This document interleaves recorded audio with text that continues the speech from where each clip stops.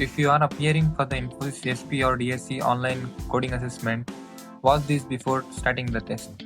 Because even if you know how to solve the coding questions, you use AI tools or other sources to complete the solution, one avoidable mistake during an AI proctored assessment can create a problem with your attempt. Here is exactly what you should do and what you should avoid. Let's begin. First of all, complete all the required system checks before the assessment time. Use the supported browser mentioned in the official document and check your webcam, microphone, internet connection, and laptop charger in advance. Do not wait until the last few minutes because you will be in the panic mode. It is better to test your systems beforehand. Also, keep your login details ready and enter the assessment within the official login window time. And then, during the assessment, sit in a quiet and well lit place. Make sure your face is clearly visible to the webcam throughout the test. Keep your desk or surrounding clear. Only your face should be visible inside the camera.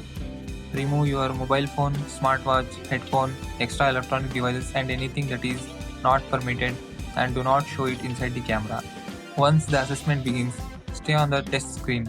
Do not switch tabs, do not open other websites, do not minimize the assessment window, and do not leave the test screen unless the official instructions specifically allow it. Even small actions can be recorded by the proctored system, so stay focused only on the assessment. What you can do in this situation is keep your laptop in angle in such a way that the camera captures only your face, and below that you can get the solutions by using the AI tools.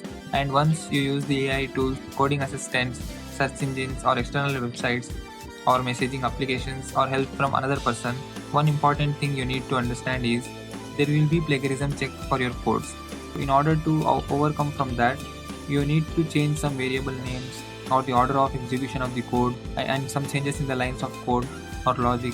Or one more thing what you can do is copy the entire solution you have got and just paste it in the other AI tool and provide message like shuffle the code in such a way that its plagiarism is very less. Like that you can do. It is also one of the solution.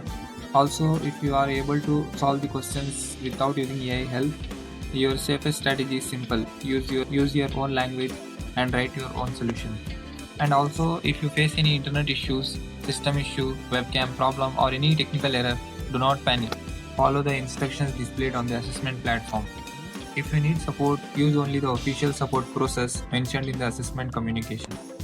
Do not try to fix the issue by opening unrelated websites or switching to another device unless you are officially instructed to do so.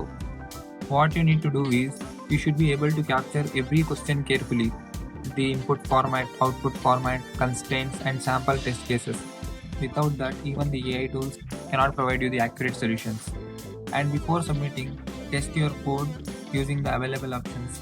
And the questions will be framed in such a way that even if you use the AI tools, it will be difficult for you to get the solution because the hidden test cases are so strong that the AI tools cannot capture those and provide you the code that only solves the sample test cases. And if you want the hidden test cases also to be passed, you need to use a strong AI tools such as I mentioned in my previous video, like Codex or Claude, or even you can use Cursor AI likewise. Before submitting, test your code using the available options on the platform.